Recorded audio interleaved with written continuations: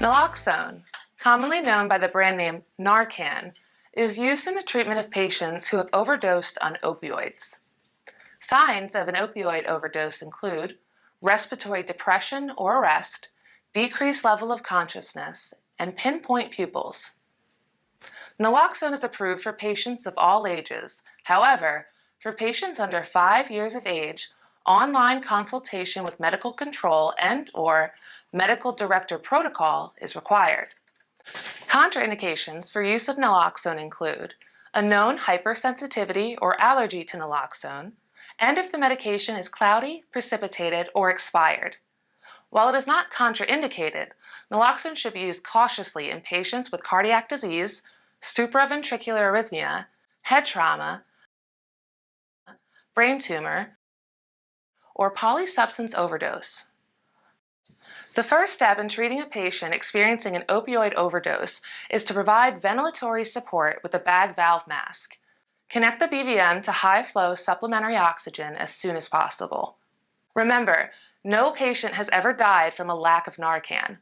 Opioid overdoses are fatal due to the hypoxia resulting from respiratory depression and/or failure.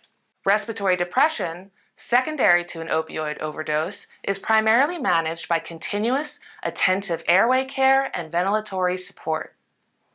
Reversal therapy with naloxone can be secondarily considered after ventilatory support, with the goal being to increase the patient's respiratory effort. Whenever possible, insertion of a lubricated nasopharyngeal airway should be delayed until after the administration of naloxone.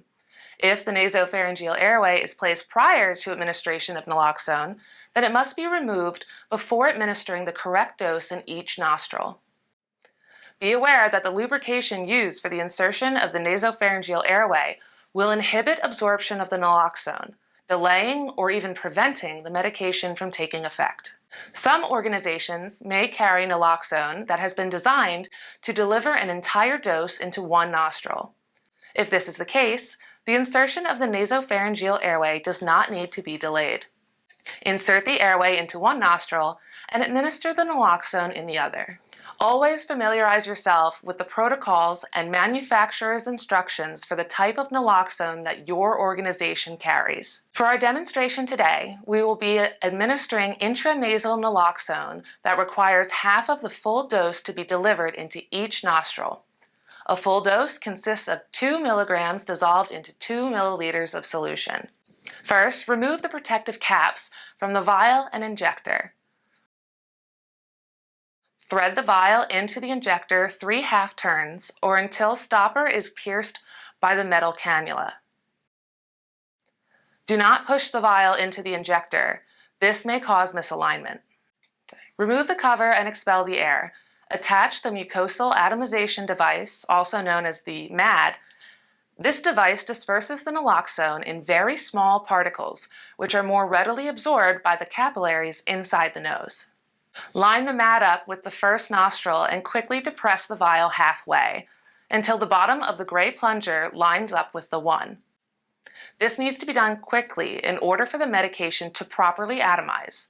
If done too slowly, the naloxone will come out as a stream of liquid that will not be as effectively absorbed into the bloodstream.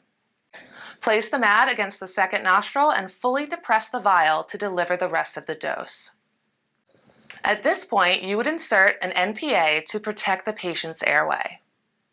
Continue to ventilate your patient. Should reversal of the opioid overdose symptoms occur, it typically occurs over a time span of 2 to 5 minutes. Monitor the patient for agitation and combativeness.